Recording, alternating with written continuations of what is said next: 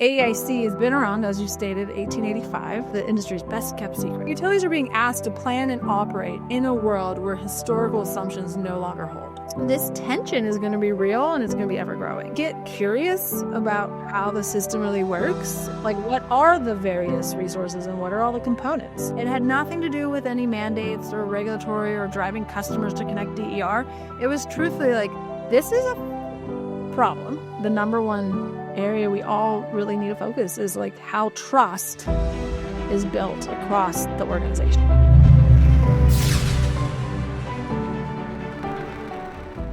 This episode is brought to you by Qualitrol, the leader in condition monitoring.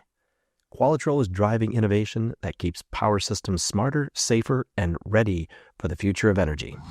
My guest is Dr. Elizabeth Cook from AEIC, and I did a little reading because I've known AEIC since the beginning of my career, but I didn't realize it was before the 1900s, like 1885, Edison. It's one of the oldest organizations in our industry, and I know it from the standards committees and this like back room, like you don't know what it is, but you're out there with your podcast, you're out there on stage.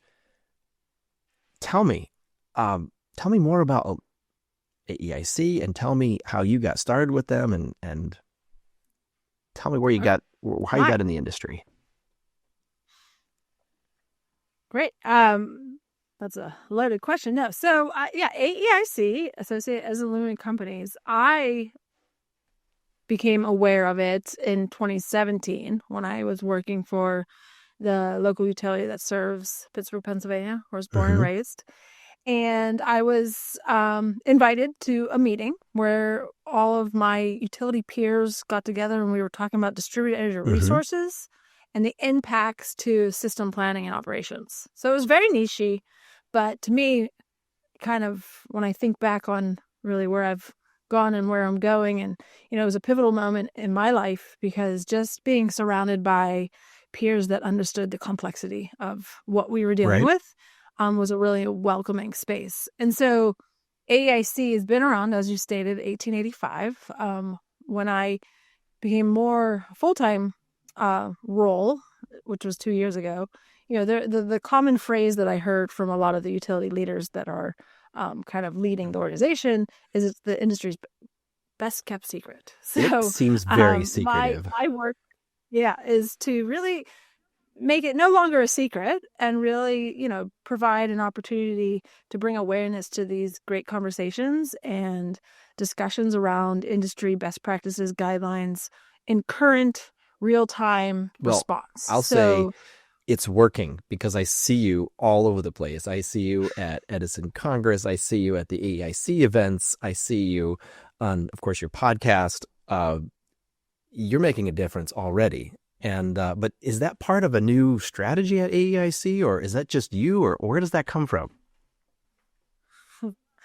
Well, I appreciate you, but I think, you just listen to podcasts. That's why you see me on. Well, you're the VP of strategy, right? Technical strategy. So tell us about that. Yeah, so the story behind where I was and where I've come is, because I saw the work as such a valuable part of my career and what I was doing with the utility I was working for, I was in the industry just advocating and developing the awareness of, what is the power grid. And when I think about my career where it started, I'm a power system engineer consultant right out of school 20 plus years ago.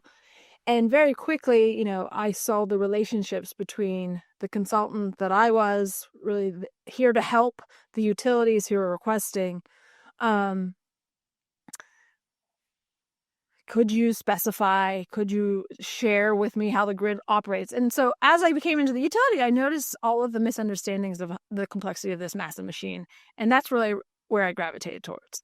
So when I was a part of the DER subcommittee as a utility employee, I wanted the voices of the utility folk to be heard, that they are innovative, they are driven, that they are thinking outside the box. And there's a grand amount of this type of labor love happening within the utility. And so all of the external stakeholders that kind of look at the utilities as not responding in the way they want them to respond, I just wanted to give a voice to some of those players. So that started in 21 and 22, where I just asked my utility peers if they would be willing to jump on a podcast, just like you asked me to jump on this podcast, really to kind of create that space. And so I think with that work, at the time, AEIC hired a brand new CEO, Steve Hosser, to try to help really revitalize and reinvigorate some of the structure and awareness of AEIC through the COVID times. So I was brought on full-time as of 2 years ago as the Vice President of Technical Strategy.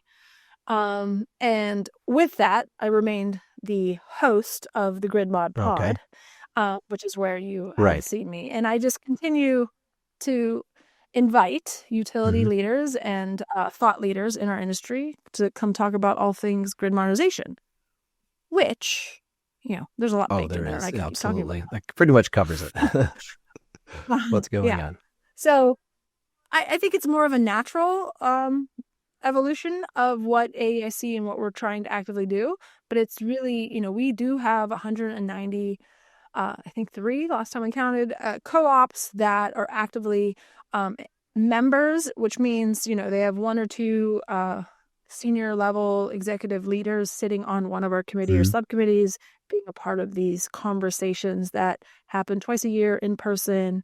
But really the value of the effort is truly creating that network and that space to openly share kind of what's happening today, and really advocating and hearing from each other in a common space that really allows you to ground yourself in thought leadership and then take that back to your own utility and kind of drive the avenues as needed. That's a fascinating story, and it resonates with me for sure, because I'm very passionate about.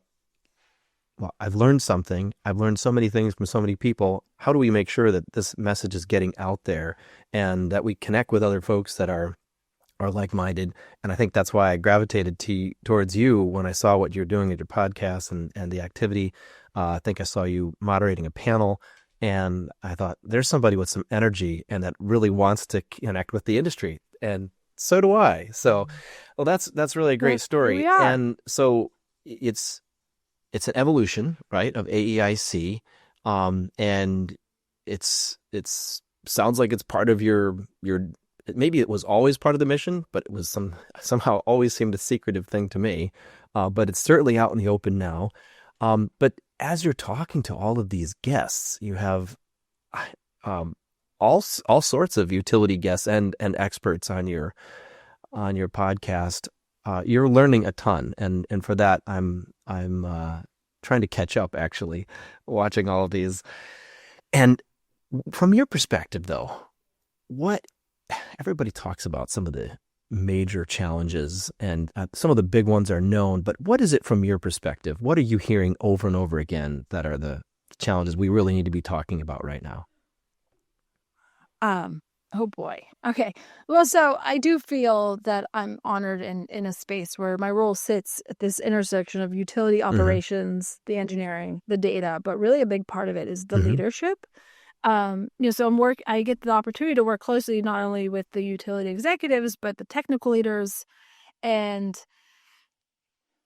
there is a very common theme of shared challenges. And it really becomes down to this idea that, the grid is severely, I don't know, but it's complex. Right. And as we all say it, and we hear it a lot, the grid is one of the most sophisticated systems that humans have built, and it touches every part of our life. So it's so hard not to, for me, to disconnect of how powerful it is to be able to have an impact on the people that are driving these processes, that are making these decisions, and how do we create alignment? And so, being a utility employee, the biggest awareness to me is the leadership alignment and what is being asked of the entity to take action. And so when you have, and at this point in time, an amazing amount of urgent challenges, while the utility sits in the middle, really to ensure a safe, affordable, reliable, Mhm. resilient grid, right? All the Right. buzzwords, but each one of those words have an enormous amount of complexity, an enormous amount of tentacles that are all integrated with each other. And so I think like maybe the three, I'll say three because we all Sure. love three, Three's right? great. Three consistently that rise to the top is 100% workforce, right? So we hear it Mhm. everywhere. We're losing decades of Right. experience while simultaneously asking the grid to do more than it was ever designed Right. to do. I mean, so like that is real. And I remember even coming into the industry 21 years ago, they said that we're going to have this enormous amount of loss due to retirement. And that is a reality. So I think a lot of us know it's happening, we're feeling it happening, but like it has now happened, right? So an enormous amount of knowledge has walked out the door, right? The second, theme is just this complexity that we deal with. So we have our new technologies that are available, have been proven at this point in time, that were not in existence 100 years ago when we created this full machine that does what it does. So we have new technologies, we have new customer expectations because of every other industry out there, as well as just our desire to have, instant gratification and understanding, we want our electron tracked, just like we can track our pizza delivery board, right? And then this enormous amount of regulatory pressure from all angles onto this aging infrastructure. So that is like a second theme, but right, though that complexity comes into every conversation, no matter if you're a system planner lead, if you're an operations control center head, if you're an executive over customer service. I mean, everyone understands those tentacles, but if you think about it, everyone is human and they have a varying perspective and a bias when they come to that table. So the third is really this decision making under uncertainty, right? Or weather, or extreme weather, this enormous load growth that just like 4 years ago, we were talking about the utility death spiral, the phenomenon of data centers, the idea of your distributed your resources at the edge of the grid, cybersecurity threats. So utilities are being asked to plan and operate in a world where historical assumptions no longer hold. I mean, think about it, right? So like, until we have that aligned leadership with a plan that we can get behind for a good 10, 15 years to really take action, this tension is going to be real and it's going to be ever growing. So, that I feel like that is the challenge in itself, is like, where are our workforce and our empowered thinkers and then the actual doers? How do we unravel the complexity? And with under that complexity, how do we make decisions with all of this uncertainty? Workforce. Do you want to know all the answers today? All of them. Yeah. So workforce, the complexity of new technology, and how do we make these decisions? Those are three. And you have an interesting perspective of it. It's I would say a very human perspective of it. Some people say, well, the biggest issue is load growth, but you're saying really on top of that, it's the human element, the communication, the decision-making, the people themselves, and of course, you're sitting in a great spot to help that, right? Because you're connecting with all these folks. Right. And I will say, what I've been told, especially when I share, is like, well, one, that's not clickable, right? So like that story doesn't sell, right? So like, sadly, we have the need to really get back to the basics, and that doesn't answer the external pressures such as extreme load growth, national security because we can't connect our data centers quick enough, right. But at the essence of every single problem that I just layered out is empowering the people, because no matter how AI is going to be in the next year, let alone 10 years, you still are going to need the communal connection of trust between two entities that says, okay, I have designed something, now you go procure and you go engineer, right? And you go build and then you operate. Like that human component is here to stay. And so until we think about what it actually means to engineer, procure, construct, and then actually operate, maintain, and inspect, right? Like that isn't clickable or sexy or even provocative, but it's at the heart of every challenge. Right. So AEIC has a lot of standards. I remember a if you look back at my shelf here, I'm a cable geek from way back, and I remember the AEIC standards for cable, and those were, well, they came over and they had these requirements, and the cable manufacturers would get together with the AEIC folks, which was really the utility perspective, and they would hash it out, and this is how they would create standards, at least here in the US. And so I got a little vision into that. And I also remember interfacing with AEIC once when I was working with a group, Power Delivery Intelligence Initiative, and we were talking about underground and how do we communicate the value of underground and where does it fit as a technology, as a solution for some of the challenges. And we went to the AEIC underground cable group and we talked to them, and at the end they said, you're preaching to the choir. We know where the value is. We've been preaching it many years. You've got to talk to the C-suite. You've got to get to the other part of the organization because we're not connected. And that was the light bulb moment. And you and I both know Mike Beeler. That's when we hired him as a national spokesperson. And that was the magic. That was why we had to make that connection. And that's really what you're talking about here. You're talking about how do we accelerate that process where we have people who know, we have people who are making decisions, and there's technology. How do we get these people together? So ironically, the challenge I'm most passionate about, and I put words on it, is closing the gap between strategy and operations. So okay. we have strong ideas, coming from the C-suite, coming from the owners, coming from the stakeholders, coming from the regulators. They love the pilots, and we have an enormous vendor right, sure. of technology solutions, right? Where we struggle is translating them into day-to-day execution that actually, and they all do, but helps operators, engineers, and field crews meet them where they are and then help them compound and expedite and scale said capability. But the solution is not technology alone. I don't know why I can't say that word, technology alone. It's this operational ownership, right? It's this simple understanding about, I'm going to say it, data, right? Better data foundations and the governance of that data, which no one wants to talk about. That's boring, right? But, accessibility to the records of your cable failures, the accessibility to the records of why cables do fail, right? And then the testing mechanisms, and then, right, there's a whole fleet in every asset. There's an enormous need for this. And some do it really well and some others have gaps. But I think overarching, it's that cross-functional understanding of how work actually gets done.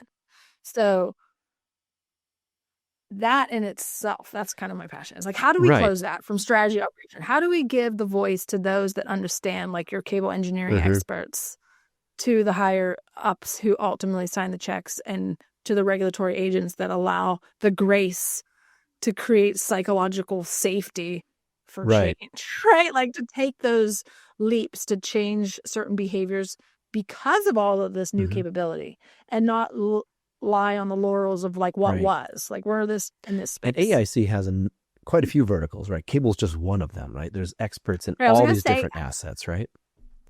So cable engineering is one of the oldest, and I think metering and cable, or you could say, is one of the original committees that kind of spun off the original group that met. But cable has a very strong space in our industry around the standards. There otherwise not any of the committees actually have other standards. We're not really a standardized. Oh, okay. I didn't know that. That's good to know. That's really, yeah.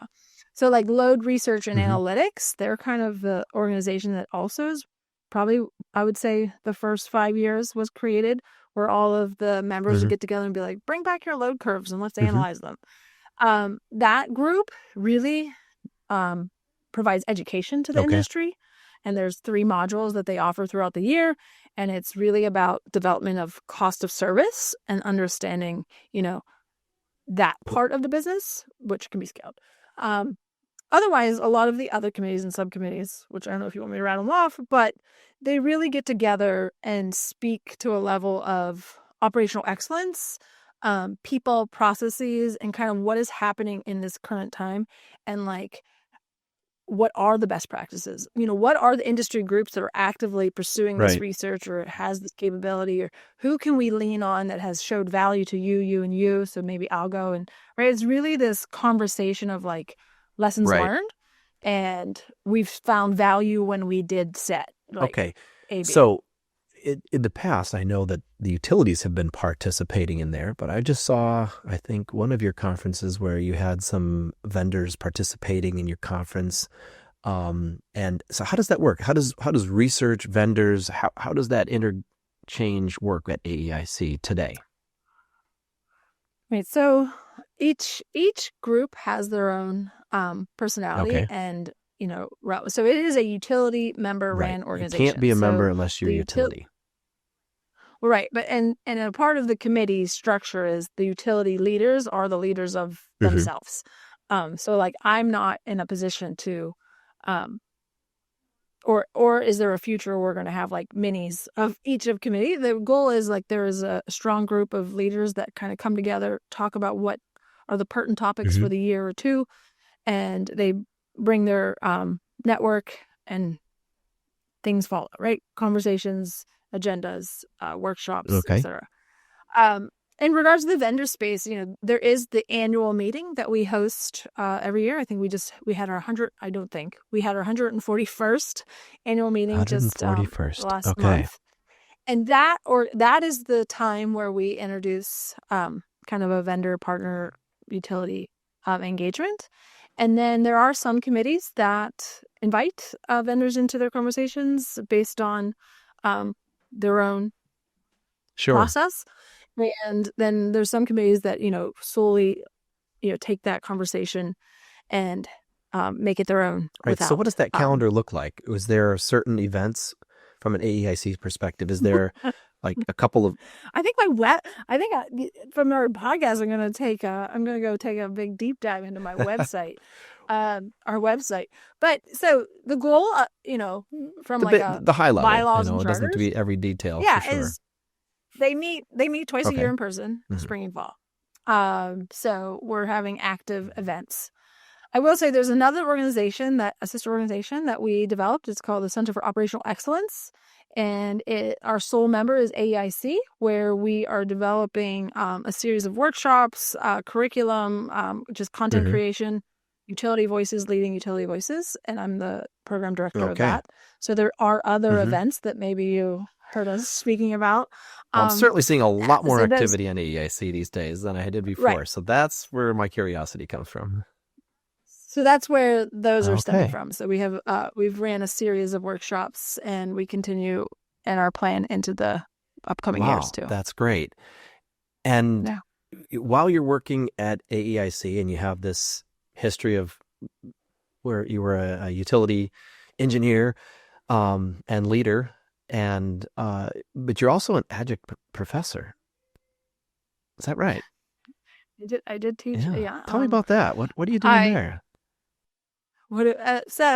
I'm taking my experience as a power grid expert. Actually, my goal is like, can I be like, the international spokesman of but I'll keep that in mind. Generally, I'm in Pittsburgh, Pennsylvania, and my alum is the University of Pittsburgh, and so I actually was an adjunct professor with them, where I taught really the distribution planning and kind of the edge of the grid.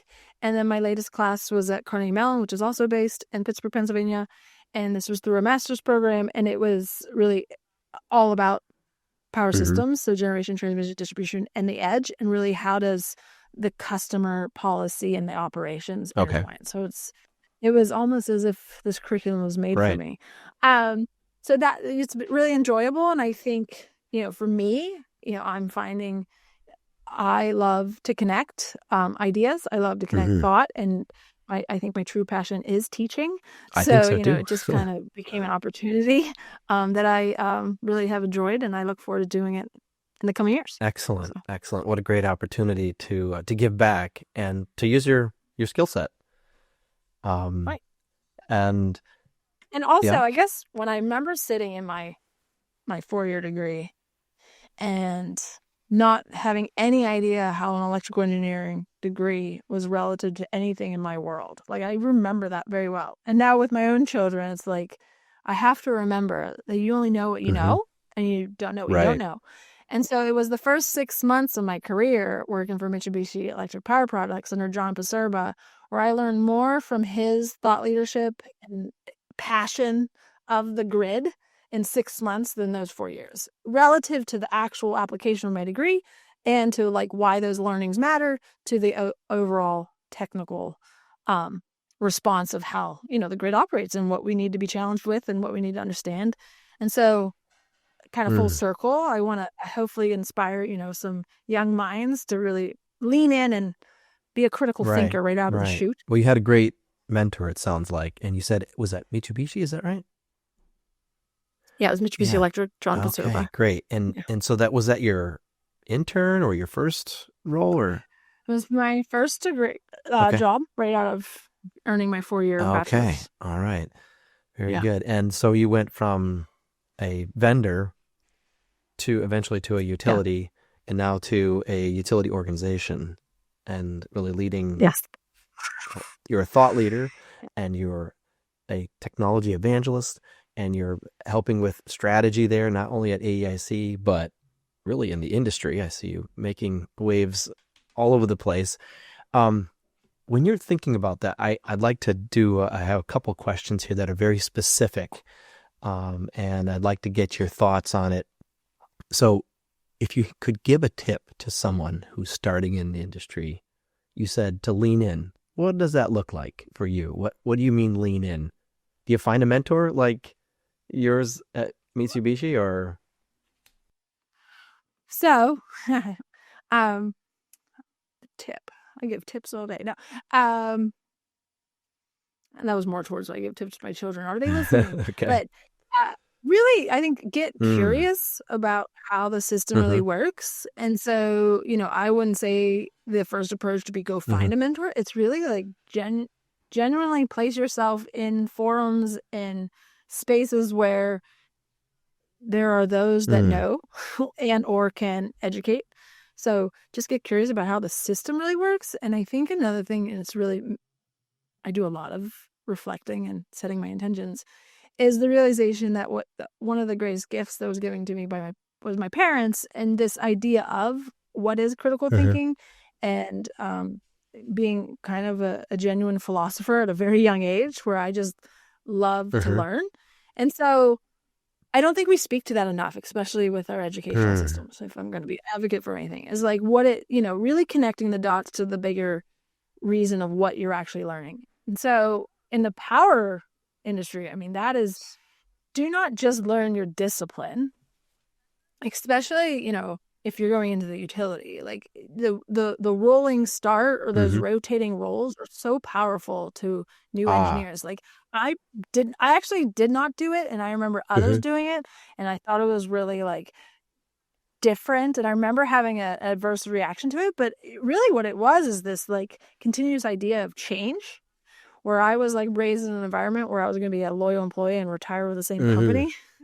And I probably would have done that. But, traveling was a little bit of a wear when I was raising all my kids, but like that loyalty of just staying focused. But that rolling rotation, I think, could really open the eyes to, especially if you're a newbie. But learn how generation works. Like, what are the various resources and what are all the components? Like, I'm not saying get a PhD on it, but understand transmission versus distribution. Understand what it means to be in operations versus what it means to be in the IT space within the utility. And connect with your field employees, like understand what it takes to actually put up a pole, run the wires, like ground the system, the safety behind it, the culture that's required to stay safe.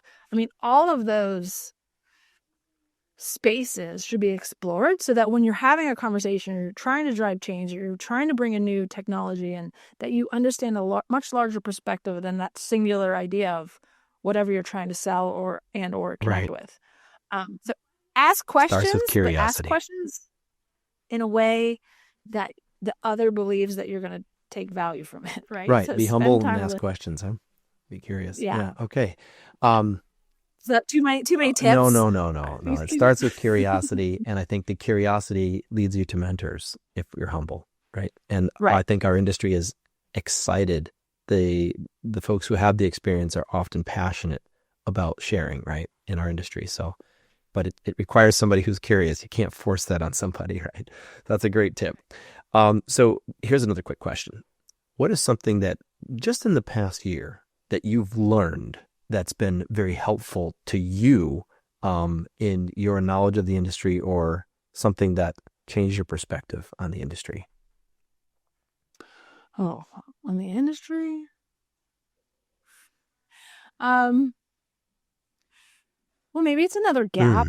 Mm. It's, continuously seeing that, like, the actual Mm-hmm. operators. So, what are operators of the electric power grid, and really the field teams, they often see a lot of these challenges Mm. first, or they see the future first.